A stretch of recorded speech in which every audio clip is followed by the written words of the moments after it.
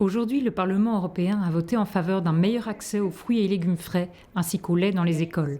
Les deux programmes européens dédiés à cet objectif vont en effet fusionner afin de dégager 250 millions d'euros pour la distribution de produits recommandés pour une alimentation saine. De plus en plus d'enfants deviennent obèses et parallèlement à ça, il y a une sous-consommation de fruits et légumes frais dont on dit que c'est excellent pour la santé, ce qui est vrai.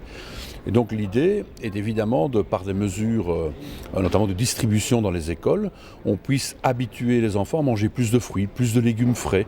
Mais il y a aussi le volet laitier, parce que pour la constitution osseuse, en tout cas à l'âge enfant, dans les écoles maternelles, primaires, peut-être aussi dans les crèches, il est utile de consommer du lait. En marge du vote parlementaire, Marc Tarabella a visité l'école primaire Aurore à Bruxelles qui bénéficie de ce programme européen.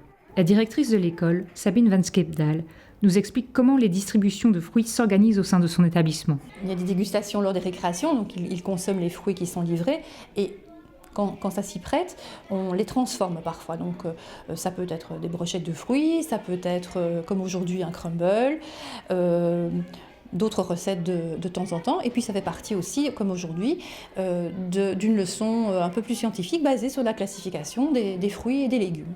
La santé publique n'est pas le seul chapitre de la législation. En plus de donner aux élèves l'opportunité d'apprendre des habitudes alimentaires saines, le groupe SND veut promouvoir la consommation locale et les encourage à s'intéresser à la production agricole de leur région. C'est aussi peut-être aussi aller visiter les fermes. Il y a des fermes pédagogiques dans pas mal de pays, de montrer que la production de l'alimentation, c'est important. Ça n'est pas, comme trop souvent certains enfants le pensent, on va au magasin et on achète la brique de lait.